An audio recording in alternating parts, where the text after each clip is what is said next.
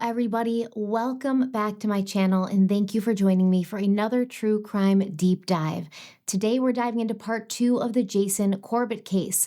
And if you haven't seen part 1 yet, I recommend starting there because 1 always comes before 2. I've linked it in the description box for your convenience.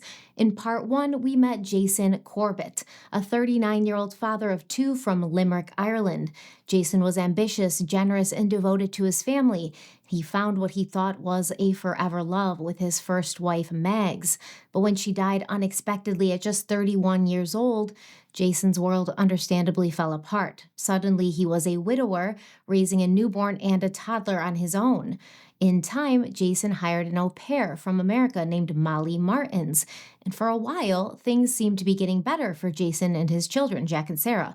But what started as help for this little family who were struggling through a time of mourning and change quickly became something more. It turned out that from the very beginning, there were cracks beneath the surface, stories that didn't add up, a constant need for attention on Molly's part, and behavior that left Jason's family feeling uneasy. Still, Jason pushed forward. And I'm going to tell you why he moved forward with Molly because I know that the question is going to be asked. Why would Jason Corbett, after seeing all the red flags, still continue on in a relationship with Molly Martins? Why, after finding out that the same woman who had stepped off a plane from America and into his heart had started to change as more time passed? Why would he have continued to believe that he could make this tumultuous relationship work? And I believe the answer to that is very clear. He did it for his children, Jack and Sarah. They had been blessed with an amazing and loving mother in Mags, but when she died, life for Jason and his kids was turned upside down. And it's very likely that he felt guilty, not because he could have controlled what happened to Mags, but because he had felt so thankful that he and the love of his life were going to be able to give their children 2 loving parents and a happy home. And then overnight, the entire future changed and life became uncertain and unsteady. The arrival of Molly Martins had brought Jason some hope again for the first time since losing his wife, and that hope led him to believe that he might still be able to give his 2 children a happy life and 2 loving parents. Hope is a powerful thing, but it's also a tricky thing. It can tether you to a version of the future you desperately want to believe in. It can make you dismiss the uneasy feelings, the inconsistencies, the sudden mood swings, the stories that don't add up. It can whisper that maybe things will get better, that maybe this is just stress, that maybe this is the messiness of rebuilding a life after grief. Hope, especially when driven by the desire to give your children a stable, loving home, has the power to create confirmation bias, a psychological phenomenon where we begin to see only what supports what we want to be true. The red flags get explained away, the outbursts get smoothed over with apologies, the controlling behavior gets reframed as emotional investment. And before you know it, you're not seeing the person as they are anymore. You're seeing the potential of who you believed they could be. Jason didn't stay because he was weak or naive. He stayed because he loved his children and because he wanted more than anything to give them a life that still held joy and normalcy and love. He stayed because he had already watched their world fall apart once and he couldn't bear to be the reason it happened again. And that's what makes this story even more heartbreaking. Jason Corbett was a man doing his best to rebuild a shattered world, not just for himself, but for the 2 children who were counting on him. He held on to hope even as the cracks deepened, because letting go of that hope meant letting go of the dream that his children could still grow up in a home filled with love. In the end, that hope cost him everything. In 2011, Jason married Molly, moved his children to North Carolina, and tried to build a new life. But over time, the cracks widened. Molly's lies became harder to ignore, her moods more explosive, and Jason began quietly confiding in his family that he was unhappy. He wanted to come home. But leaving Molly wouldn't be simple, not with Jack and Sarah caught in the middle. Still, Jason began planning his escape. Tragically, he would never make it back to Ireland alive. At around 3 a.m. on August 2nd, 2015, Molly's father, Tom Martins, called 911 from the Corbett home. He told the 911 operator, quote, "My daughter's husband, my son-in-law, got in a fight with my daughter. I intervened and I think, and he's in bad shape. We need help. He's bleeding all over, and I may have killed him, end quote. First responders rushed to the scene and tried desperately to revive Jason, but their efforts were unsuccessful, and he was declared deceased on site. With Jason gone, the investigators began piecing together what had happened inside that bedroom, and they quickly realized that Tom's version of events didn't match what they were seeing, didn't match up with the evidence. Neither did Molly's. This wasn't a routine self-defense case. There was much, much more to the story. Now we're going to dig into what the scene revealed, what Tom and Molly claimed happened, how investigators unraveled their accounts, and the shocking truths about Molly that came to light along the way. We have a lot to talk about today, but before we dive in, let's have a word from the sponsor of today's video, DashPass. Before we dive in to today's story, I want to share something that has genuinely saved me more times than I can count, especially on those late night editing nights where I've got 30 tabs of research open and absolutely nothing in the refrigerator. It's called DashPass from DoorDash, and it's a membership that gives you $0 delivery fees and lower service fees on eligible orders from the restaurants, grocery stores, and local favorites you already love. And I've been using it constantly, whether I need groceries delivered while I'm in a writing groove, like super hyper focused, or I just want dinner from that one spot across town that's weirdly out of range. Otherwise, DashPass helps me get what I need without leaving my computer chair or putting on real pants. And the savings, they add up fast. DashPass members save an average of $5 per order, and it pays for itself in just 2 orders on average. Plus, with the annual membership, you get extras like free Max with ads, savings on Lyft rides, and even 5% back on pickup. It's honestly the easiest way to get more from delivery for less. So you should get more from delivery for less with DashPass. $0 delivery fees and reduced service fees on eligible DoorDash orders. Sign up for DashPass today and get your first 30 days free if you're a new member. Subject to change. Terms apply. All you have to do is tap the link in the description box or scan the QR code on screen to sign up and start saving today. And use my promo code HARLOWE50. Delivered with DoorDash, powered by convenience and some very delicious motivation. Thank you so much to DoorDash and DashPass for sponsoring today's video, and let's dive in. Okay, let's get into it. Within 10 minutes of Tom Martin's 911 call, Sergeant Barry Alphen and David Bent, paramedics with the Davidson County Emergency Medical Services, were on the scene. When they reached the primary bedroom, they couldn't open the door all the way, because Jason Corbett was laying face up, naked on the floor, his body partially blocking the entrance. Once they managed to get inside, Alphen and Bent observed dried blood on Jason's body and saw blood all over the floor and walls. A lamp was on the ground, a garden paving brick, roughly the size of a large book, was lying near it, and a small baseball bat was propped up against a dresser. Molly and Tom were with Jason, and Molly was performing chest compressions on her motionless husband. Paramedic Bent quickly took over while Molly and Tom were escorted into the hallway. Alphen then went to grab a backboard and with the help of other paramedics moved Jason to the ambulance. But when Alphen tried to intubate him, the extent of Jason's injuries became shockingly clear. The paramedic would later testify, quote, "I went to lift the chin. As I did, my left hand, all of my fingers, went inside the skull. My right hand was just mushy. At that point, I realized there was severe, heavy trauma to the back of the head," end quote. He described Jason's eye sockets and one ear as having a lot of gel blood, and he's talking about the process of coagulation, where liquid blood transforms into a gel-like clot. And this is going to be important. Alphen tried to clear the blood away to find the source of the injury, but it was difficult. Now, around this time, another paramedic, Amanda Hackworth, arrived to assist. She climbed into the back of the ambulance and began attaching ECG leads to Jason. And when she reached across his body, she noticed his torso was already cool. And so she turned to Alphen and she asked, quote, "How long did you say they waited before they called 911? End quote.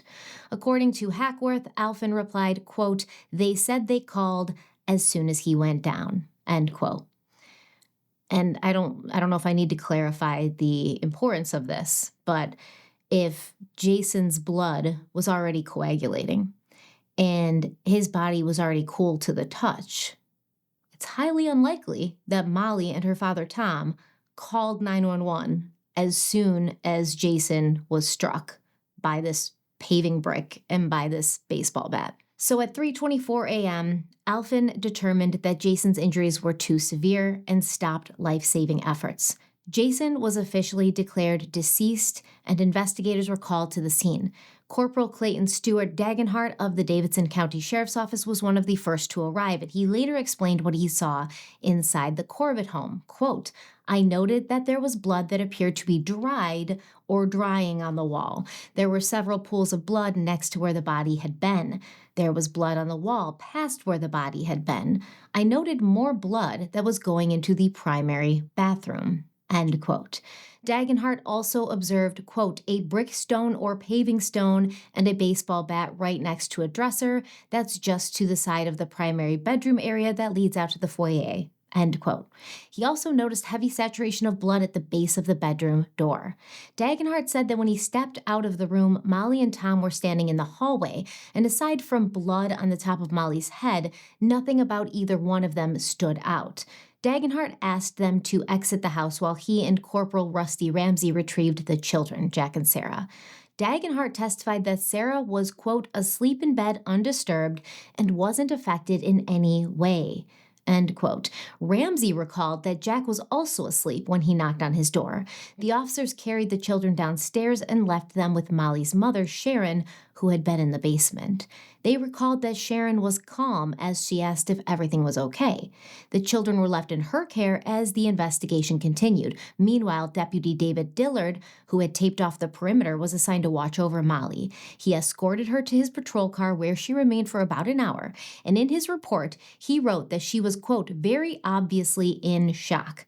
End quote. He said, quote, "she was making crying noises, but I didn't see any visible tears. She was also rubbing her neck, I would say in a scrubbing motion type thing. It wasn't a constant. She would do it and stop and do it and then stop while continuing to make the crying noises. That was about everything she had done."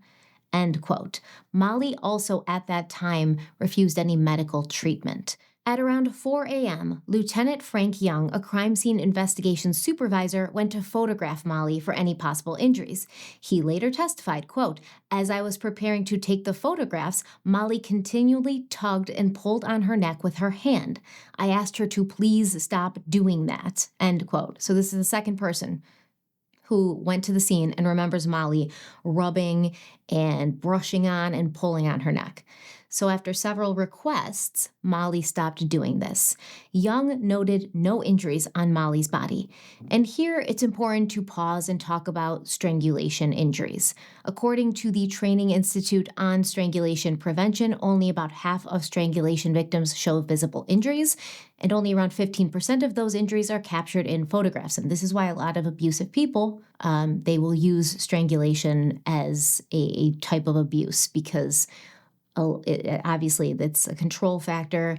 It's violent, it's aggressive, it's literally cutting off somebody's air source or the blood that's going to their brain, but it's very hard to prove. It's hard to see, visibly, and even harder to see in photographs. So what I'm trying to say is the absence of visible marks on someone's neck doesn't automatically mean strangulation didn't occur. I'm not saying Molly was telling the truth here, but I want to note this generally for all true crime cases. It's an important point to keep in mind. It's also important, though, to note that Molly was not making this claim in a vacuum. She was found standing in a blood-soaked bedroom next to the body of her husband, a man who had been beaten so severely, so brutally, that his skull had to be reconstructed before his burial, a man who couldn't speak for himself. And when someone may have been involved in taking another person's life, we can't really take their word at face value. People who have something to lose in situations like this often also have something to hide. And in cases where the only surviving witnesses are also the ones who delivered the fatal blows, the question is never just what they're saying, it's why they're saying it, if you're picking up what I'm putting down. As investigators started processing the Corbett home for evidence, Tom and Molly were both taken in for questioning. Tom Martins explained that on August 1st, he and his wife Sharon had traveled from Knoxville to visit the Corbetts. He said he had packed a black aluminum Little League baseball bat and a tennis racket as gifts for his 10-year-old grandson Jack. When they arrived that evening, Jason was outside drinking a beer with a neighbor, and he came over to greet them. We're going to hear testimony from that neighbor further on in this series. Later, Tom, Sharon, Jason, Molly, and Sarah had dinner together while Jack attended a party. Jack came home around 11 p.m., and because it was so late and he had to get into bed, Tom decided to wait until the next day to give him the gifts, the Little League aluminum bat and the tennis racket. As was usual, when they came for a visit, Tom and Sharon slept in the guest room located directly below Jason and Molly's bathroom. Now, in the middle of the night, Tom said he was startled awake by a scream and loud voices above them. Wearing just a golf shirt and boxers, he grabbed the bat from his luggage and ran upstairs. When he opened the door to the bedroom, Tom saw Jason with his hands around Molly's neck. He said Jason quickly shifted Molly into a chokehold using his right arm while positioning her body between himself and Tom. Tom told Jason to let Molly go, and allegedly Jason responded, quote, "I'm going to kill her," end quote. According to Tom, Jason started dragging Molly toward the bathroom, and Tom said he feared that if Jason got into the bathroom and got the bathroom door closed and locked, he wouldn't be able to save Molly. So Tom swung the bat. He explained what happened next, saying, quote, "Jason reaches out and grabs the bat, and he's stronger than I am, and he pushes me down, and I was scrambling on the floor. My glasses fell off. Now I'm thinking he's going to kill me. I get the bat back," end quote. Tom then said he started striking Jason with the bat over and over again. He told investigators, quote, "I can't tell you how many times I hit him. I can't tell you that. I mean, it was a battle. I tell you, that guy was crazy," end quote. But investigators also noticed that Tom had no marks or visible injuries on his body, something they expected to see based on a fight of this nature. In fact, Assistant District Attorney Alan Martin later put it plainly, saying, quote, "You cannot be engaged in a Donnybrook, like they described, with a man who is bigger than you, stronger than you, taller than you, and not have a mark on you. It's just not possible," end quote. So I had actually never heard the term Donnybrook before, so of course I had to look it up, even though context clues were enough to know what ADA Martin was saying. But Donnybrook is slang for a rough, rowdy fight, a brawl, or a chaotic free-for-all. And fun fact, the term comes from an annual fair that was held in Dublin, Ireland, called the Donnybrook Fair, which was known for its wild and disorderly atmosphere and consistent fights breaking out at the fair during the 18th and 19th centuries. So it's just a little fun fact. I had to look it up, figure out where it came from. I thought it was interesting, thought I would tell you. Anyway, Tom Martin continued telling his story, claiming he kept striking Jason. And when he knew Jason was dead, Tom stopped striking Jason, dialed 911, and with the operator's guidance, he and Molly took turns performing CPR until paramedics arrived. When Tom finished giving his account, investigators photographed him and released him. And they're photographing him for many reasons, making sure, what kind of clothes is he wearing? Does he have injuries on his body? All of these things that could potentially come into play during a following investigation and then even a trial. Molly was then interviewed. She told investigators that Jason had been struggling with anger issues that had grown progressively worse in recent months. She said he had been verbally and physically abusive toward her on numerous occasions, with outbursts triggered by what she called trivial matters. According to Molly, on the night of August 1st, Jason became angry after his daughter Sarah entered their bedroom, frightened by the designs on her bed sheets. Molly told investigators that when she tried to defend Sarah by pointing out she was only 7 years old, Jason told her to shut up, and then he began choking her. Then Molly started complaining of pain from the alleged chokehold Jason had put her in. She told investigators that her throat hurt a lot. An investigator, Wanda Thompson, pointed out a bruise on Molly's arm, asking how she had gotten it. Molly answered, quote, "It was from the other night," end quote. When Thompson asked, quote, "Another night when?" Molly said, quote, "Just when he grabbed my arm," end quote. While Molly had a bruise on her arm and a mark on her neck, which, let's be real here, was possibly from her constantly rubbing her neck, She had no other injuries. She was even wearing a pretty delicate bracelet that remained unscathed. Investigators again questioned how someone could describe such a violent struggle with Jason yet have so few injuries. Molly was then asked to explain what had happened after Jason allegedly woke up angry. She told investigators, quote, "Jason tried to hit my dad, I think, and he might have missed, and I hit him on the head," end quote. She admitted striking Jason with a paving stone that she had on her nightstand. And investigator Wanda Thompson asked what I know everyone is thinking right now. You have a brick on your nightstand? And Molly was like, yes, of course. Doesn't everyone? I'm just kidding. But she did say, yes, that night she just so happened to have a random brick sitting on her nightstand. Now, when she was asked why, Molly replied, quote, the kids and I, we were going to paint these bricks and flowers around the mailbox, end quote. Thompson continued, asking if there was a history of domestic violence at the house. Molly again answered yes. When asked how long it had been going on, Molly said forever. Thompson then asked, quote, okay, you know your husband didn't survive his injuries, right? End quote. Molly responded, quote, I didn't think so, end quote. Thompson also asked Molly about Jason's children. Molly admitted she had not adopted Sarah and Jack and said, quote, I'm scared they'll take the kids, end quote. Thompson acknowledged that, yes, of course, this was a real possibility, right? Molly was not, Jack and Sarah's biological mother. She was not the guardian that Jason had laid out in his will for Jack and Sarah. And Jason was dead. That was the only thing tying Molly to Jack and Sarah, her marriage to Jason. And when the detective told Molly this, Molly started crying and said, oh, God. Because obviously the thought of losing Jason's children seemed unbearable to Molly, more painful to her than the thought that her husband was dead and that she had watched it happen. So before leaving, Molly submitted a written statement to the Davidson County Sheriff's Office, which read, quote, my husband, Jason Corbett, was upset. He awoke and an argument ensued with him telling me to shut up, etc. And he applied pressure to my neck, throat, and started choking me. At some point, I screamed as loud as possible. He covered my mouth and then started choking me again with his arm. My father, Tom Martins, came in the room, and I cannot remember if he said something or just hit Jason to get him off me. Jason grabbed the bat from him, and I tried to hit him with a brick I had on my nightstand. I do not remember clearly after that, end quote. After her interview, Molly was free to go, just like her father. As she was leaving the station, she turned to an officer and asked if her house was clean. The officer was stunned by the question, given the circumstances, and he simply told her, we don't do that. Meaning like, we're just investigating. We're not cleaners. We're not a cleaning company. We're going to investigate the crime and then take the evidence and take the pictures. And no, we're not going to come in with mops and brooms and dusters and clean your house afterwards. Molly and the children, Jack and Sarah, then went to stay with her brother, Connor. And later that day, Jason's twin brother, Wayne, in Ireland, received a call from the United States.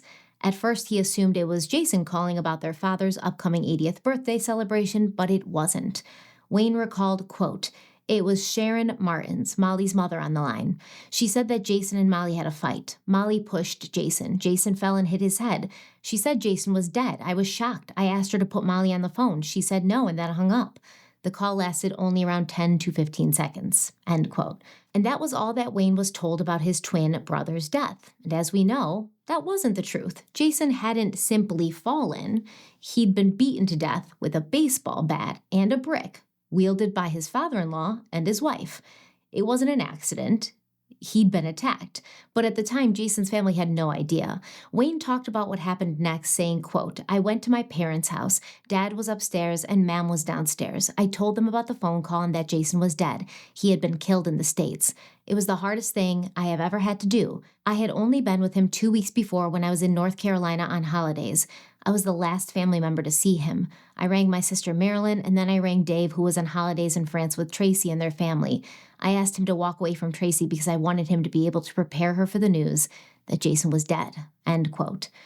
When Dave told Tracy, she began screaming. She was in complete denial. She later wrote in her book, My Brother Jason, quote, I started screaming. I couldn't breathe. My mind hurt and denied the truth of it. My best friend, the most important person in the world to me, apart from my husband and kids, my sidekick, my little brother, Although I suspected my U.S. sister-in-law was capable of many things: lies, self-centered behavior, fantasies, manipulation, and even drugging people without their knowledge, including me and her own father, I had never for a moment thought her capable of attempting to seriously hurt anyone, let alone kill them." End quote. I think this is a lesson to us all. If someone is willing to intentionally drug people without their knowledge, including her own father, I would say that person's probably capable of anything, honestly. I would say that person's probably capable of anything. That's some weird, wild behavior. That's some, like, you got issues there. That kind of behavior, not good. So definitely a red flag that this person is capable of doing more and may possibly do more, because mentally they don't seem to be right, okay? And now that Jason was gone, Tracy felt a gnawing fear that Molly had something to do with it, and she needed more details. Tracy tried to reach Molly and her relatives for answers, but no one would take her calls. Eventually, she got through to Sharon Martins, Molly's mother, and begged for information. Sharon told her that Jason had been drinking for almost 24 hours straight. He had fought with Molly, and when she pushed him, he fell and hit his head. She then claimed Jason had been abusive toward Molly and claimed the sheriff's office had been called 6 times because of threats and abuse. Tracy wrote in her book, quote, "That was the story I was told. It was the story they expected me to believe," end quote. Of course, she didn't believe a word of it. Tracy went on saying, quote, "Sharon was describing someone that I simply didn't know. I knew Jason better than almost anyone and understood he was simply not capable of the things she described. My brother's natural instinct was to protect people, not to hurt them. I also knew Molly was capable of lies, half-truths, and outright fantasies. What also made me suspicious was that there was no sympathy. No, I'm so sorry to have to tell you this, Tracy. No softness and no empathy. She sounded cold, and if anything, I thought she was brisk, to the point of being annoyed," end quote. While on the phone with Sharon, Tracy asked if Molly had been arrested. Sharon said no, and when Tracy pressed her on why, Sharon became upset, and she snapped at Tracy, "How could you dare suggest such a thing?" before hanging up. As soon as this call was over, Tracy sent Molly a text message warning her that if she didn't get in touch, Tracy would call every friend and neighbor Molly had in North Carolina looking for her and basically kind of like telling their business about what was happening and why she was looking for her, right? Because at this point, Molly's not responsive to texts, not responsive to calls. Everyone in Ireland is trying to call her, text her, get some answers from her, figure out what's going on. She's not responsive. So, a short time later, Molly finally called. She sounded as if she'd been crying as she told Tracy, quote, "We had a row. He'd been drinking all day. He tried to strangle me. I hit him, I pushed him, and he fell. He fell backwards and hit his head. He's dead," end quote. Now, I found this especially interesting because Molly used the word row, which is slang for fight, but it's not a term that's commonly used by Americans. However, it is commonly used in the UK, including Ireland, and it might seem like a small thing, just a word. But in the context of who Molly was, or more accurately, who she was trying to be, it speaks volumes. Throughout her relationship with Jason, there were signs that Molly constantly shaped and reshaped her identity depending on who she was around. Her accent shifted, her clothing changed, her personality seemed to mold itself to fit whatever space she was in, whatever persona served her best in that moment. So using a word like row when speaking to Jason's Irish sister wasn't just a slip. It was yet another example of how Molly mirrored the people around her to maintain control, gain sympathy, or manipulate the situation. She knew how to play different roles, and in this case, the role she was playing was the grieving wife, even though Jason's family had every reason to question her version of events. Tracy asked Molly what Jason had hit his head on, but Molly didn't answer. Tracy then demanded to speak to Jack, and moments later, Tracy heard her nephew's hesitant voice. She told him, quote, "Hey, Jacko, it's Tracy, love. I'm so sorry. I love you both, and I will be over soon," end quote. As soon as she said the words, the call disconnected. Tracy knew she had to get to North Carolina as quickly as possible, so she booked a flight from France back to Ireland, where she'd meet up with her sister Marilyn and Jason's best friend Paul Dillon, who'd offered to go to the United States with her. They had multiple goals for this trip: secure the safety and custody of Jack and Sarah, bring Jason's body home to be buried beside Meg's, and make sure investigators knew his death wasn't self-defense. Tracy also knew Irish officials had to be involved since Jack and Sarah were Irish citizens with Irish passports. So she reached out through John Young, the honorary Irish consul in Charlotte, and was connected with Shelley Lee from the Department of Social Services. Tracy explained that she and her husband were named in Jason's will as the kids' guardians, and Young assured her that once she arrived in the U.S., the children would be placed in her care. This made Tracy, Marilyn, and Paul feel less anxious as they boarded the first of many flights to North Carolina. As they were traveling, Jason's autopsy was conducted. Dr. Craig Nelson, Associate Chief Medical Examiner at the North Carolina office of the Chief Medical Examiner, performed the procedure. He later testified, quote, "The autopsy documented multiple blunt force injuries. These included 10 different areas of impact on the head, at least 2 of which had features suggesting repeated blows, indicating a minimum of 12 different blows to the head. Additionally, he had a few other injuries elsewhere on his body, the torso and extremities," end quote. Jason's nose bones were broken, and there were also 2 large, complex lacerations toward the back of his head, consistent with repeated strikes. Portions of his skull on both the left and right sides had fractures that circled all the way around, so much so that when the scalp was pulled back, those skull portions fell out of place. One laceration on the back of Jason's head had an appearance of a post-mortem injury, and that there was very little bleeding of that injury, suggesting it had happened after Jason's heart had stopped. Dr. Nelson explained, quote, "The degree of skull fractures in this case are the types of injuries that we may see in falls from great heights or in car crashes under other circumstances," end quote. He also noted an abrasion on Jason's forehead with a sharp linear edge inconsistent with a baseball bat. There was a contusion on the back of Jason's hand and blunt force injuries on his thigh. Now remember, Molly and her mother Sharon had told Jason's family and the police that Jason had been drinking. He'd been drinking for 24 hours leading up to this horrendous situation. However, Jason's blood alcohol level was marked to be just 0.02%, which would be about 1 drink, and toxicology showed low levels of trazodone, an antidepressant with sedative effects often used as a sleep aid. Now, this was very important. It was notable because Jason did not have a prescription for trazodone, nor did he have any known sleep issues. Jason's cause of death was ultimately ruled blunt force head trauma, and the manner of death was homicide. Obviously, Molly and Tom's accounts of what happened on August 2nd didn't line up with the autopsy findings, so investigators quietly opened a murder case, but they didn't tell Molly and they didn't tell Tom. From their perspective, police still appeared to accept the self-defense story. On August 4th, 2 days after Jason was killed, a social worker from Union County Department of Social Services conducted interviews with Jack, Sarah, and Molly at the request of the Davidson County Sheriff's Office. Molly was not present when the children were questioned, and no one was told about the interviews in advance. Both children were asked subtle questions to figure out if there was violence in the home. During Jack's interview, he said what he disliked most about his home was his parents fighting. He explained that the fighting was both physical and verbal, and that his dad, quote, "gets mad at his mom for no good reason. She can do nothing right," end quote. Jack claimed he had seen Jason curse at Molly and on a few occasions, quote, "hit her with his fist anywhere on her body that he can," end quote. Sarah echoed her brother. She said her favorite time at home was, quote, "being with her mom when her dad is not there because her dad fights her mom and sometimes he brings it out on her," end quote.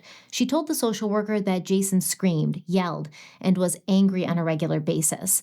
When the fights were really bad, she said she had to stay in her room for long periods. Sarah said she had seen her father pull Molly's hair and even, quote, "saw her dad smack her mom," end quote. When Molly came home, she was also interviewed by DSS. She told the social worker that Jason frequently became angry with her and the children, and that the kids would lie to Jason almost daily, trying to protect her. She grew emotional and said, quote, "Jack and Sarah are my children. I have raised them for about 8 years. I am the only mother the children know," end quote. Molly admitted she had never legally adopted the children, but revealed she had sought legal advice about her rights to them as early as 2011, just months after marrying Jason, and again in 2013 and 2014. She made it clear to the social worker that she was determined to secure custody of the kids and was prepared to fight for it in court if necessary.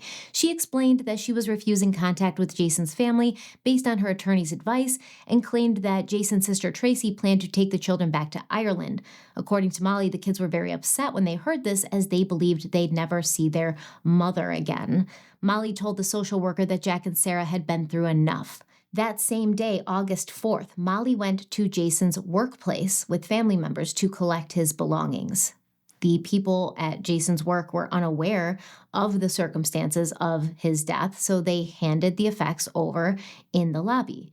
Molly then spent $5,500 from the couple's joint account on what she called a forensic clean of the Corbett home, leaving the property spotless and making further forensic testing by police nearly impossible. Molly also contacted a funeral home and pushed for a quick cremation of Jason's remains. Then she contacted the life insurance company and formally filed for guardianship, custody, and adoption of Jack and Sarah. At the same time, she had the audacity to raise questions about how Jason's first wife, Mags, died in 2006. She cast doubt on the asthma attack, even though both of Mags's children had asthma and Sarah had been hospitalized with an asthma attack in 2013. So we got some stuff happening here, right? Molly's making moves. Now, you could say she didn't know the police suspected her. She didn't know because they had quietly opened up an investigation once they realized that the evidence, the autopsy didn't match up with what Molly and her father Tom were saying. You could say that. But here's the thing. First of all, Molly would know that the evidence in the autopsy was not going to match up with her and her father's story because she was there. She would know that. Allegedly, just my opinion, don't come from me. She would know that. Second, who is her father? Tom Martins. Who was he before he was such a doting father and grandfather, visiting his daughter in North Carolina and bringing gifts for his grandchildren? Who was he? He was an FBI agent, right?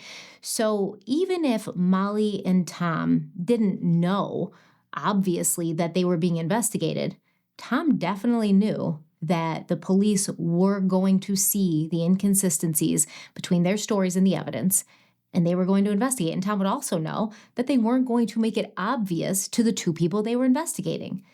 So what Molly's doing is she's having her home forensically cleaned. Can't really go in and do any more testing after that. She's having Jason's body cremated immediately, doing it fast. Can't study his body anymore, right? Can't check for anything anymore. Whatever you got from the autopsy, that's what you got. It's over. He's gone. And she's making moves to make sure that she's going to secure custody of his two children, Jason's two children, who are not biologically related to her in any way. And the only reason that she is in their lives is because she was married to their father, who is now gone. And then she's trying to spin some narrative like, oh, Jason's violent. He's choking me. He's been having anger issues. There's been documented abuse. And I wonder how his first wife died. Was it really asthma or did he kill her, right? That's what's happening here. That's exactly what's happening. Molly also obtained an ex parte order on the allegations that Jason's sister Tracy was going to kidnap the children. And this order gave Molly temporary custody and also limited the role of the Department of Social Services. From there, it would be up to a judge to review the evidence and decide who the children should be placed with. Now, later that day, after long flights from Ireland to the United States, Tracy, Paul, and Marilyn arrived in the U.S. And during a layover, Tracy called Wanda Thompson, the lead investigator on Jason's case, to share her concerns about Molly's claims. She was adamant that Jason was not a violent man and insisted there was no reason anyone would ever need to kill him in self-defense. Thompson listened and said a full investigation would be taking place. She explained that Jason's death was being treated as a domestic violence incident, but testing would be done to determine the truth. Thompson also revealed that Molly was pushing for a fast cremation. She wanted it done, and she wanted it done quickly. To Tracy, it felt like Molly did not want them to see Jason's body, which is probably true, right? There's a little power control there, but I think, just my theory, Molly wanted the forensic evidence, her house, Jason's body, to be non-existent. So after ending the call with investigator Thompson, Tracy then called Shelley Lee with DSS to ask if they could see the children when they arrived. And they were now told that they could not because the kids had been placed with Molly after she filed the ex parte motion claiming Tracy was going to kidnap them. And Tracy could not believe this. She wrote in her book, quote, "The battle lines had been drawn and I realized that the coming custody fight was going to be nasty and bitter," end quote. Which, I mean, what custody fights aren't nasty and bitter, honestly? Tracy, Marilyn, and Paul took their last flight to North Carolina, where they were met by investigator Wanda Thompson. She then had the devastating job of telling them that Jason had not died the way Molly claimed. Instead, she explained it was Tom and Molly who had beaten him to death with a baseball bat and a brick that Molly just so happened to have on her bedside table while he had been naked. And Jason's family was stunned. They also struggled to understand why Jason had been found naked. He never slept that way. Everyone in the Corbett family knew that. And they knew that as a traditional Irishman, he would wear boxer shorts, sometimes even pajama bottoms or a t-shirt to bed. His family couldn't help but wonder what had happened to his clothes. Now check this out. Later, a neighbor reported seeing a vehicle at Jason's house, at the Corbett house, in the early hours of August 2nd, before emergency services arrived.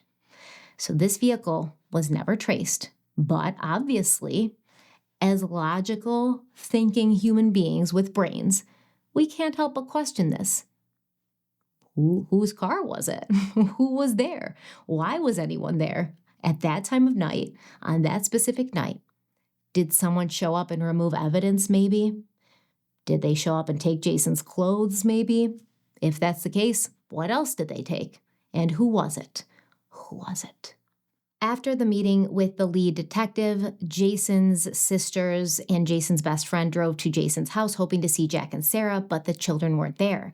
A neighbor spotted them and immediately called Molly, who in turn notified the police. Molly told the police officers that she didn't want Jason's family in North Carolina and that they were not to be involved in any funeral arrangements. She went so far as to accuse them of threatening her with the Irish Republican Army, claiming they planned to take the children by force if necessary. For those who don't understand what a wild and insulting claim this was, the IRA, the Irish Republican Army, is a name used by various Irish paramilitary groups that were and in some form still are dedicated to ending British rule in Northern Ireland and then uniting all of Ireland into a single independent republic. So Molly saying that Jason's family had threatened her with the IRA was a bizarre and inflammatory accusation. Considering the modern context, this would be viewed as an attempt to weaponize an outdated stereotype about Irish people being dangerous or militant, particularly when there was no evidence to support such a claim. Jason's family, by all accounts, were ordinary, law-abiding people who were just devastated by his murder and wanted to see Jack and Sarah. The IRA reference seems more like a manipulative deflection than anything rooted in reality. It's absolutely bananas. So police relayed Molly's messages to Tracy. The family begged to see Jason's remains, but they were told that Molly was technically next of kin and that the body would be released to her. Now Jason's loved ones were fighting on two fronts, to see him and to see his children. They contacted the hospital where the autopsy had been performed, and a nurse kindly gave them the name of the funeral home that Molly had chosen. But when Molly learned that Jason's family knew what funeral home she had picked, she changed the arrangements. She changed the funeral home to Cumby's funeral home. So she had picked one funeral home, then she found out that Jason's family knew where the funeral was going to be held, where Jason was. And so she just completely picked a new funeral home just to be, I don't know, petty, be in control. I don't know. Jason's family went there to Cumby's, but they were denied access. Tracy realized they were going to need an attorney, so they retained Kim Bonuomo, a North Carolina lawyer who specialized in divorce and custody matters. As the custody battle began, Tracy stayed at a local hotel.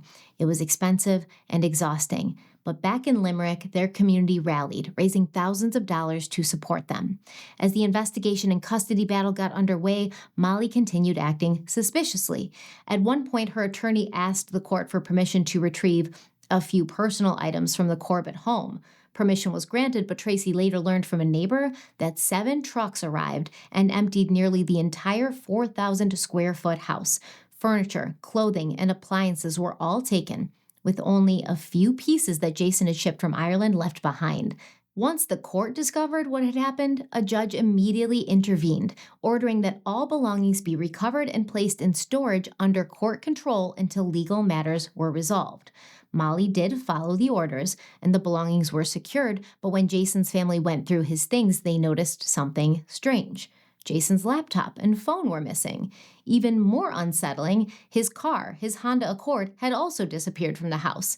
And it wasn't long before Molly's father, Tom Martins, was seen driving around in it. Then, on the morning of August 6th, Molly sent a group text to Mags's sister, Catherine, and the entire Fitzpatrick family. So this is the family of Mags, Jason's first wife, and Molly is communicating with them directly, which is odd because she won't talk to Jason's family, but she'll talk to Jason's late wife's family. But anyways, this message read, quote, "I just wanted to let you know the kids are doing okay. We have the memorial today and they are going to see a counselor. I don't know what you are thinking about me with so much slander out there, but I realize I have no control. If the Corbetts have, for whatever reason, led you to believe that I am keeping them from Jason, I assure you this isn't true. He had to undergo an autopsy, and after finally making it to the funeral home, he has not yet been released for viewing. I'm trying to get whatever signed possible for his family to see him and take him back to Ireland. In regard to speaking with them, I cannot do it because of the threats they have made. I implore you to consider the kids. They have lost one mother and now they have lost their father. Please do not aid in taking them from the mother that has nurtured and raised them for the past 7.5 years. Would you truly think that is best for them?" End quote. So here Molly is saying, I'm not keeping Jason's body from his family. I'm not trying to do anything crazy here, even though the police had already told Jason's family that Molly was trying to get Jason cremated. And this was obviously concerning to Jason's family for multiple reasons. First of all, he was Irish Catholic, so it didn't really align with their religious beliefs. Secondly, they wanted to bring him home and bury him next to his first wife, Mags. And thirdly, obviously, they want to have some kind of control or say in what happens here. And if Molly's claiming that Jason was this horribly abusive person and she doesn't really seem that sad about his death, it wouldn't be a big deal for her to just say, hey, you guys can do whatever you want with his body. That's up to you. I will allow you to do that. And that's what she did end up doing. But it seemed like it was only after Jason's family hired legal representation, put pressure on her, put pressure on the courts, and, kind of made it look like you rushing for a quick cremation is suspicious. It seems petty. It seems like it's a targeted attack on us. So overall, Jason Corbett would not be cremated. He would be buried. But remember, he was in really bad shape. So after Molly's text, a funeral service was held for Jason, and his body was not present as the service had been arranged last minute. Jack and Sarah did attend with Molly and Sharon, but Jason's family was not welcome. In fact, the Martins hired off-duty police officers from a neighboring county to provide security in case any of Jason's relatives tried to attend. Which is terrible, by the way. I don't care what you feel about these people. I don't care what you think. They're going to bring the IRA in and kidnap Jack and Sarah. That's just an excuse to keep them from mourning their loved one. That's horrible, trying to keep somebody away from a funeral, make them feel like they're not welcome there. So immediately after the funeral, Sharon drove Jack and Sarah to the Dragonfly House, an accredited child advocacy center. DSS and the sheriff's office had arranged for the children to undergo medical and forensic evaluations. The purpose was to determine whether Jack and Sarah had witnessed domestic violence or experienced abuse, and if so, to diagnose them as victims and create a treatment plan. However, investigators also wanted clarification on a few issues, such as why there had been a brick paver in Molly's bedroom. So at Dragonfly House, Jack and Sarah were separated, and they each spoke with a child advocate, a forensic interviewer, and a pediatrician. When asked, quote, "Tell me why you're here," Jack replied, quote, "My dad died, and people are trying, my aunt and uncle from my dad's side are trying to take me away from my mom," end quote. Sarah responded to this question by simply saying, quote, "Because my dad died," end quote. Oh, so sad. Interviewers tried to explore whether the children had witnessed abuse. Jack said his parents didn't get along very well and explained that Jason would get angry about simple things like bills or leaving the lights on. He claimed Jason had physically and verbally hurt Molly and that he had seen him punching, hitting, and pushing her once or twice. Jack also said that Jason seemed angrier in recent months and that the children had been given a code system to use in emergencies. If things got really bad, they were to call their grandparents and say a key word and then hang up. Jack's code word was Galaxy, and Sarah's was Peacock, and Sarah confirmed that she knew to call her grandmother and use the code word Peacock if something went wrong. She said that Jason got really angry with Molly for ridiculous reasons. When asked if she had ever actually seen Jason hurt Molly, Sarah said, quote, "No, not really ever, but one time I saw him step on her foot," end quote. When pressed on how she knew about the alleged abuse, Sarah said, quote, "Because, my mom told me," end quote. Sarah also mentioned that she often had trouble sleeping through the night, and when she went to Molly for comfort, Jason would get angry with both of them. When asked what would happen if she woke up in the middle of the night, Sarah explained, quote, "I would go downstairs because I usually had a nightmare, but I think what caused my dad being really mad that night was because my mom kept on coming upstairs because I have fairies on my bed, and I really get scared of those things because they look like there are spiders and lizards on my bed. So that's why my mom had to keep on coming up. I couldn't fall asleep until my mom put another sheet on my bed, and then my dad got mad," end quote. It's such a little kid thing to say, to have fairies on your bed sheets and say that in the dark with a child's imagination. It looks like there's lizards and spiders crawling on there. Oh, it's so sad.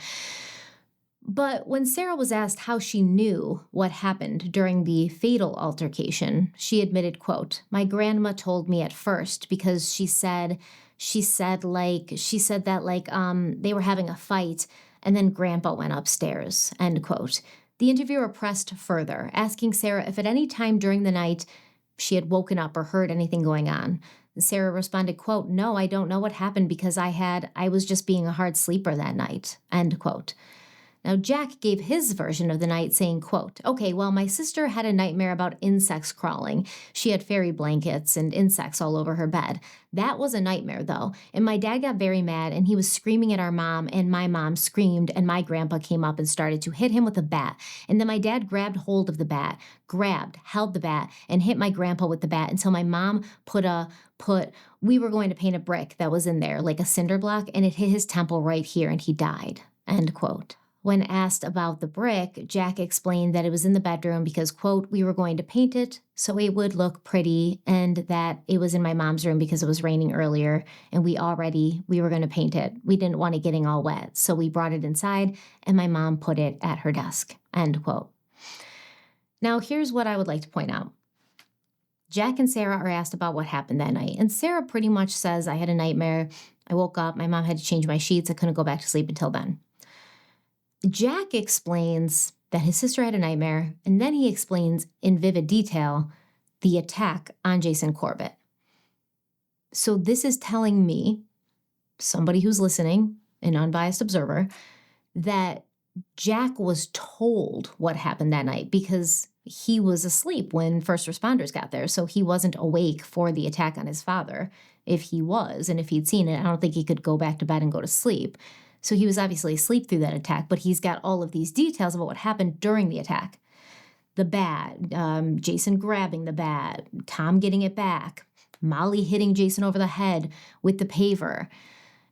That's because he was told those things. And for the life of me, I cannot understand or comprehend or rationalize why grown adults would tell these children, the children of the man who died, in such vivid detail, what happened in that bedroom and how he had died. I can't imagine why they would do that, why they would think that was healthy emotionally or mentally for those two children who had just lost their father. That's just what I'm going to say. Clear to me, in my opinion, that Jack was told what happened that night. How else would he know what happened in the bedroom? So interviewers followed up on a few things that Jack said. They asked him, how did he know this information? He admitted that much of what he knew came from others. When asked how he knew Sarah had a nightmare, he said, quote, my parents, my mom told me, end quote. When asked several times to recall details about Jason's alleged behavior, Jack admitted he didn't actually remember, or he said that he knew because, quote, my mom or grandma told me, end quote. At one point, the interviewer asked Jack directly, quote, and just to make sure I understand, how did you find out that your mom hit your dad with a brick and your grandpa hit him with a bat, end quote.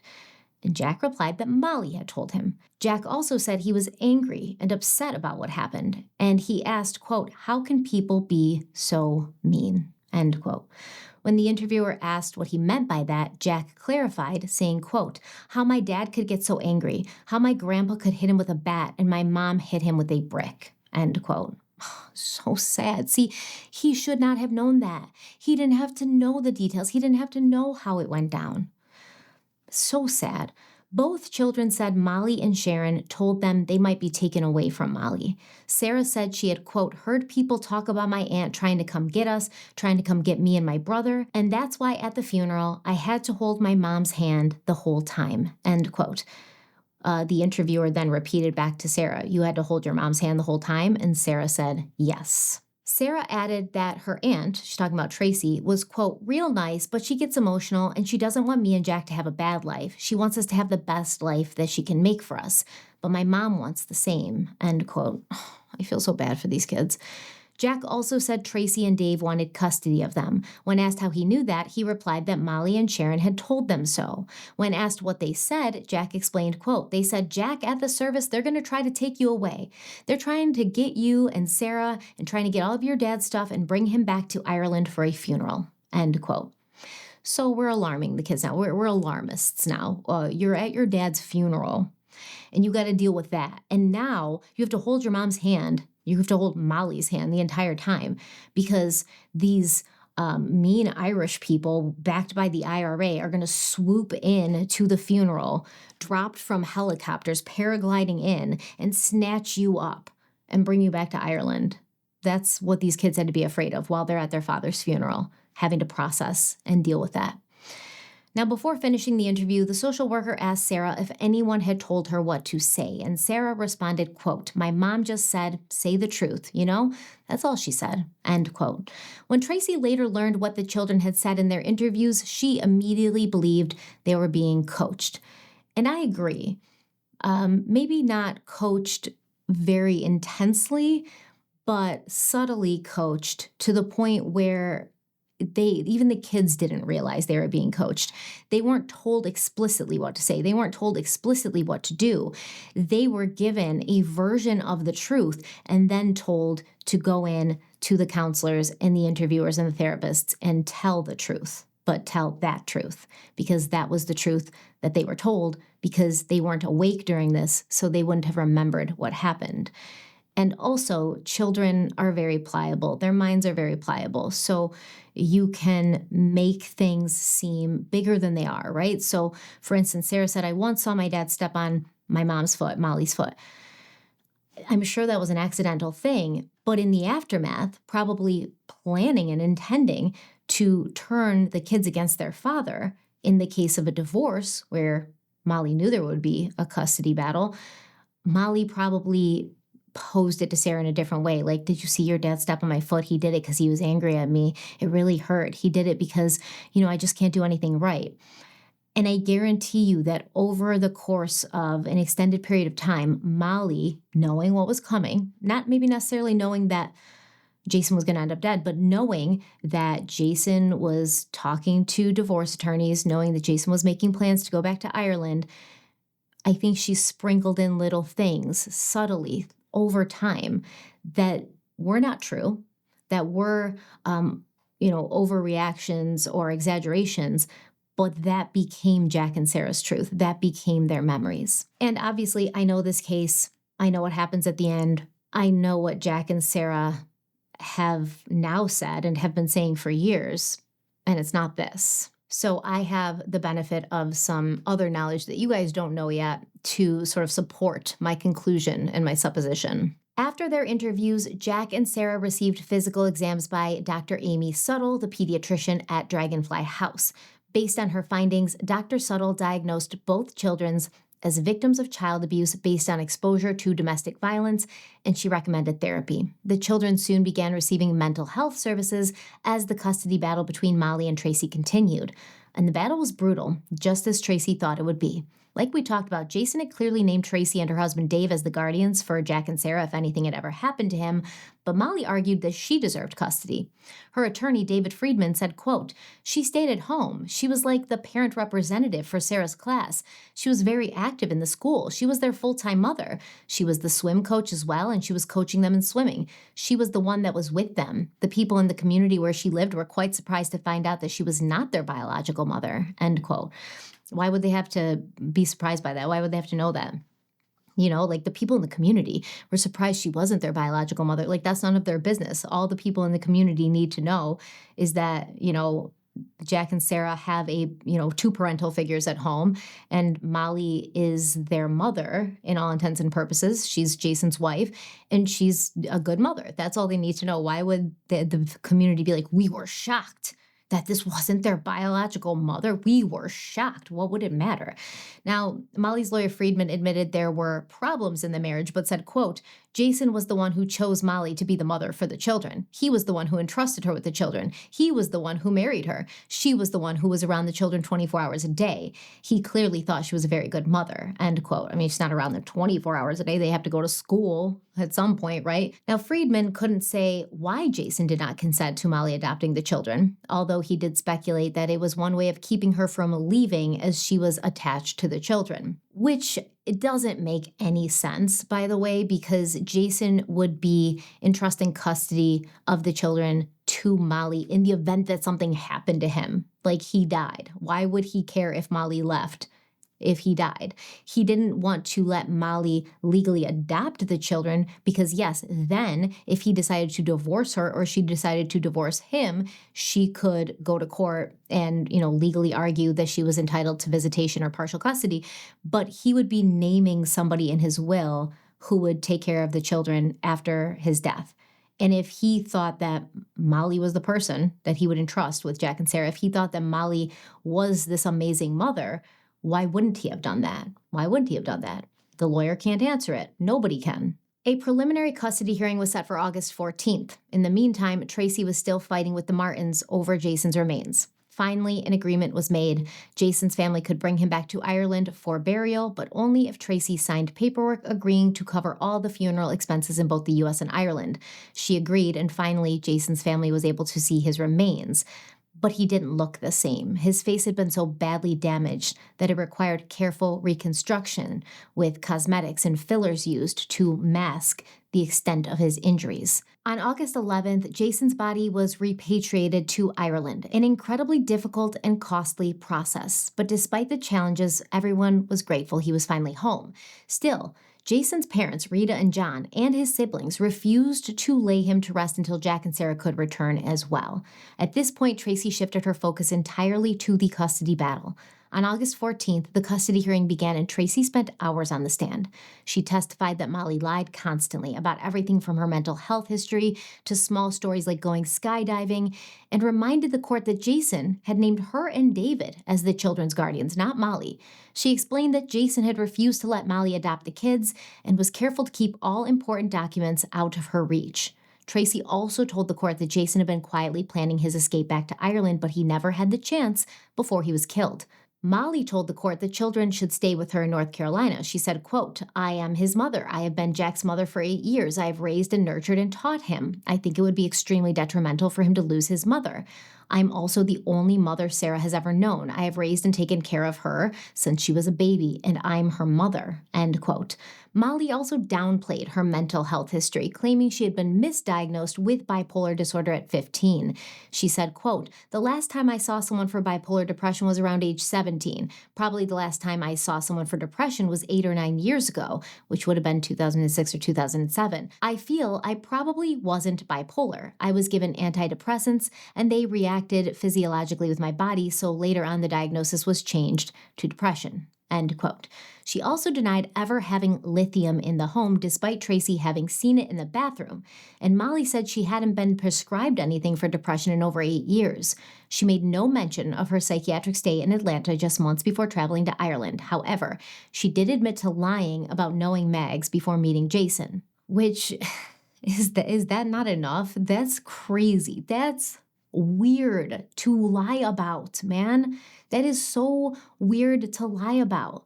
Once again, somebody who would lie about being friends with their new husband's late wife, such close friends that this late wife had told Molly, if anything ever happens to me, please go to Ireland, take care of my children, sleep in my husband's bed. Why would you lie about that? Why would you? The same person that can lie about that and poison people, drug people without their knowledge, it's not somebody you want to give custody of children to. Just saying. Just saying. At the end of the hearing, Judge Brian Shipwell scheduled a case conference for the following Monday, August 17th, where he'd make his decision on who the children should be placed with. Jason's family expected to wait several more days for a decision, but on August 16th in a private hearing, Shipwell indicated he was siding with Tracy and David. That evening, social services removed the children from Molly's care. Her attorney told the press, quote, they were taken from her in the evening from the house she was staying at and just packed up and taken away. It's very heart-wrenching, end quote. And listen, I'm not cold-hearted. I'm not cold-hearted. I genuinely do believe, in her own way, Molly loved those kids. Molly loved Jack and Sarah. She wanted them with her for sure. She wanted control over them. She wanted to be the only one who had influence and control over them. In her way, she cared about them. And I am very sure that having them taken very abruptly and not having, knowledge that that was going to happen, not having time, a few days to say goodbye, would have been incredibly difficult, jarring, devastating emotionally. I'm not saying that it wouldn't be. I'm saying that somebody can be wrong, somebody can be a bad person, somebody can have bad intentions, and they can still feel heartbreak and pain and sorrow. So on August 18th, Judge Shipwell made it official, ruling that after careful thought and prayer, and after considering Jason's will, it was in the children's best interests to be with their aunt and uncle, Tracy and David. Molly was given 1 hour with Jack and Sarah before custody was transferred. Molly's friend later said, quote, Molly could barely function. I mean, she was absolutely distraught, end quote.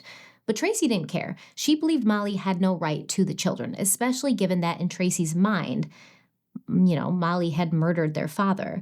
Tracy wrote in her book about her reunion with the kids saying, quote, Dave and I were asked to attend the Thomasville DSS office to take custody of Jack and Sarah.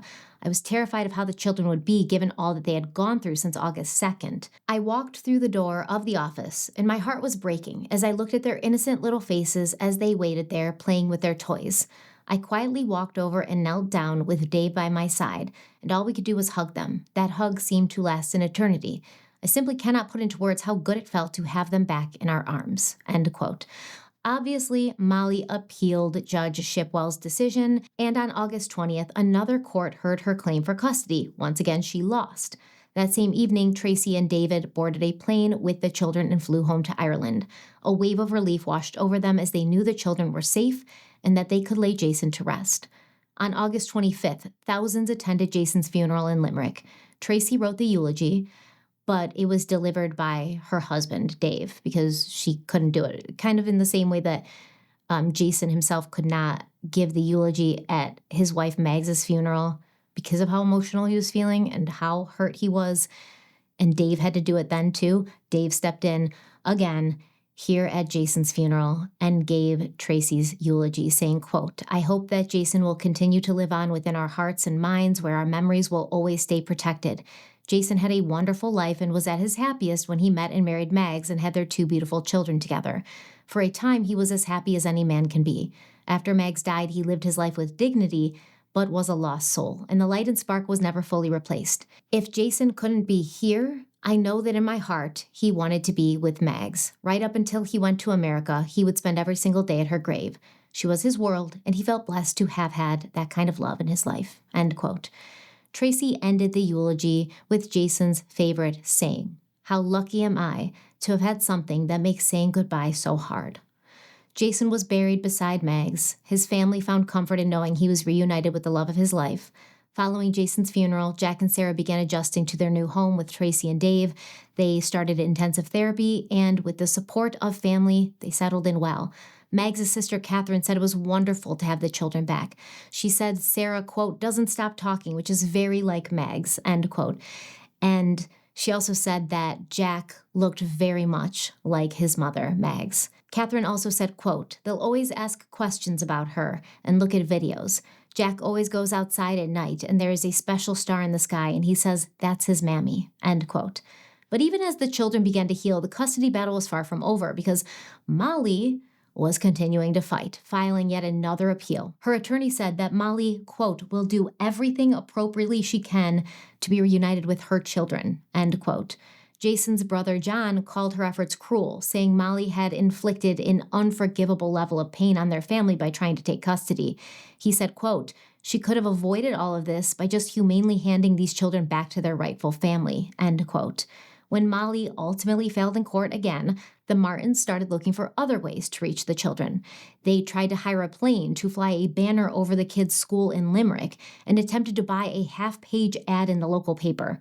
Both efforts were blocked. Then Molly turned to Facebook. She began posting public messages to Jack and Sarah, sharing photographs of the children and of herself with them.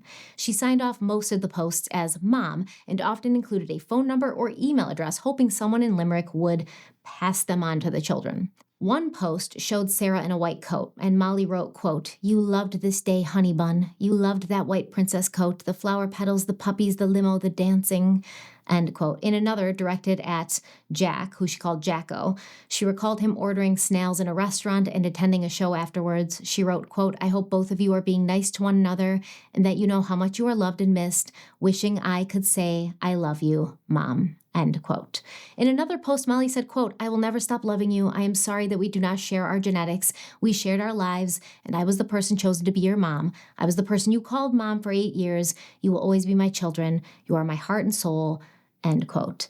Now, Molly's Facebook posts alarmed authorities, right? Because this is a hard thing, because I understand that she was probably suffering. Whether or not she killed Jason Corbett, whether or not she knew that she was going to do it, whether or not she and her father intentionally did it.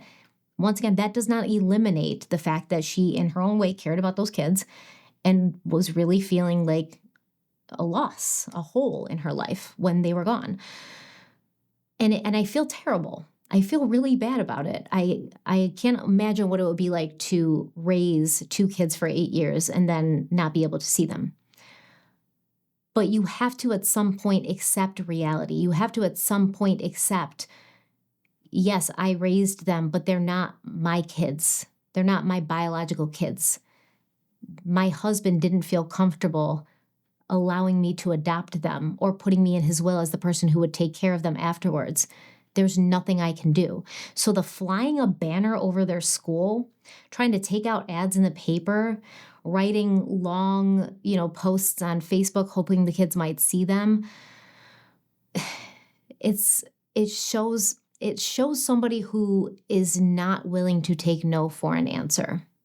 And coupled with the fact of what she did to Jason, what her and her father did to Jason, it's concerning. You need to maybe get some mental health help. Like, you need to get some therapy. You need to figure out how to be emotionally regulated so that if one day you ever do reunite with these 2 kids, you can be there for them and their emotions and have space to hold their emotions instead of, vomiting yours all over them. This was not what the kids needed at that point. The kids had lost their father. They were with family, they're in a new country, they're adjusting to their new lives, and what they don't need is you coming in there and trying to throw a wrench. So, Limerick police grew concerned that the Martins might try to actually kidnap Jack and Sarah. An undercover detective was sent to perform security checks around Tracy and David's home, and alerts went out to all Irish ports and airports flagging possible safety concerns.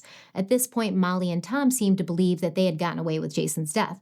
They had not heard from law enforcement since their initial interviews on August 2nd, and so they assumed the police believed their story of self defense. In their minds, the case was closed. But as we know, investigators had launched a full investigation. While looking into Molly, they learned that she'd always longed for children, but she'd struggled with miscarriages. Just before meeting Jason, she was hospitalized for her mental health after losing a pregnancy with her fiancé. She left the relationship without telling the man she was with and then moved to Ireland, never disclosing any of this to Jason. Detectives also discovered that Molly had gone to great lengths to conceal her history. None of her medical records in North Carolina mentioned her mental health struggles, meaning she had deliberately hidden that information from her doctors. Investigators also uncovered troubling dynamics at home. Molly had quickly attached herself to Jason's children, becoming obsessed with them calling her mom. She demanded that they hold her hand and was said to be extremely possessive of Sarah, who she dressed and treated like a doll. But remember, she treated Jack differently. Investigators confirmed that Molly had been pressing Jason to let her adopt the children, something he resisted. Jason's brother John explained, quote, she was trying to persuade Jason to allow her to adopt the kids so they could get U.S. citizenship. You would think that would be a natural progression, but Jason did not want that, end quote. Jason had recently applied for green cards for himself and the children, but he insisted on keeping their Irish passports. According to John, this was deliberate because Jason didn't trust Molly, his wife. Mags' sister Catherine said Jason secretly brought up Molly's request to adopt the children to Mags' family, and Catherine said, quote, what Molly didn't know was the subject of adoption had cropped up sometime earlier when Jason was in Ireland and visiting my parents. We knew Molly was pushing to be allowed to adopt Jack and Sarah, but my mother told Jason, don't ever let that happen. He promised he wouldn't let any adoption go ahead, end quote. Catherine also added, quote, there was something about Molly, something that made us all think twice, end quote. Tracy told investigators that in 2014, Jason said he wanted to bring the kids back to Ireland. Tracy wrote in her book, quote, I knew he wasn't happy in the U.S. and that despite all his hopes that the relationship with Molly might settle down, he was close to acknowledging that the marriage hadn't worked. But he was adamant that any move home would have to be handled very carefully. I suspect he was mindful of Molly's state of mental health and the problems he would inevitably have with the Martins family.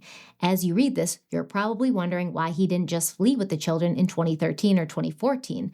If the truth be told, Jason should have. He should have run for his life with Jack and Sarah, but he loved Molly. He hoped that things would work out.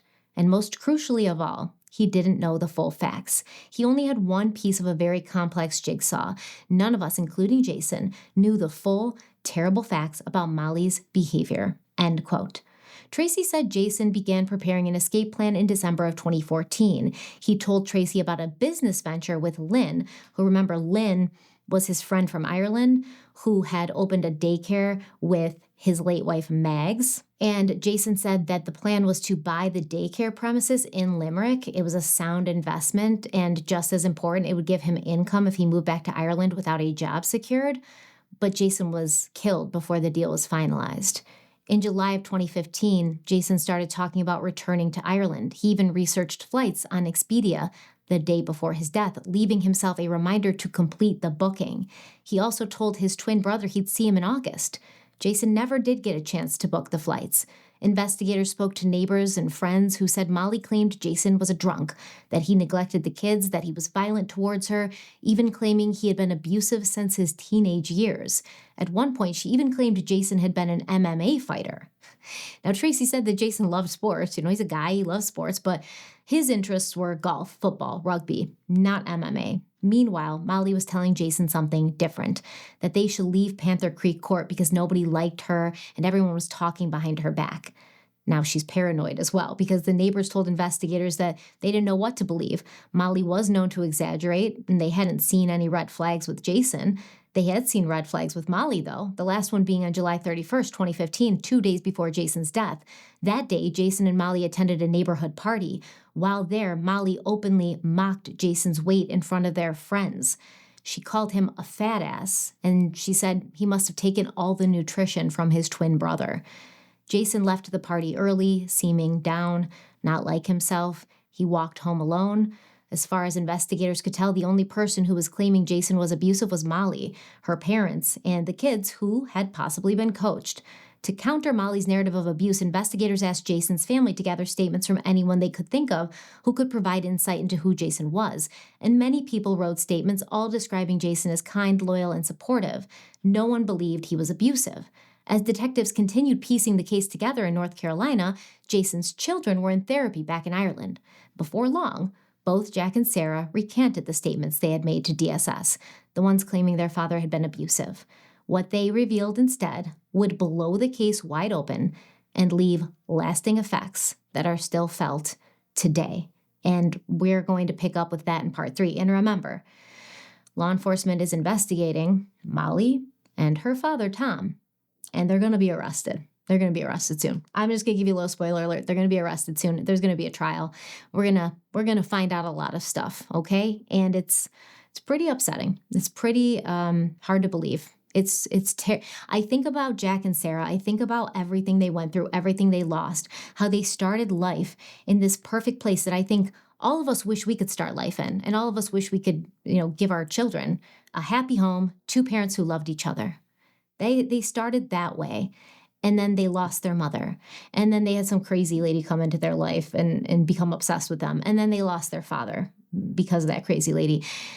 And then they had to pick up and move to Ireland and start their lives over. And then they go to therapy, during which it's discovered that they've been coached and, brainwashed, essentially. So we will talk about all that and more in part 3. Thank you so much for being here with me today. Make sure to tell me what you think about this case so far in the comments. I am really looking forward to hearing about it. I'm really looking forward to hear what you guys think, what your thoughts are, what your theories are. Do you also feel a little bad for Molly? I can't help it. I have this horrible toxic empathy. I do. I feel a little bad for her because I don't think she's mentally right. And I think that she genuinely was obsessed with these children and became codependent on them and became very enmeshed with them. But yeah, do you also feel a little bad for her? Let me know.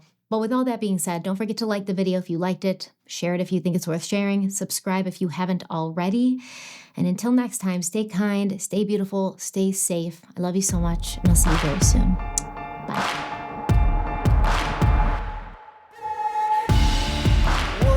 Don't break now, and the bottle's going straight down.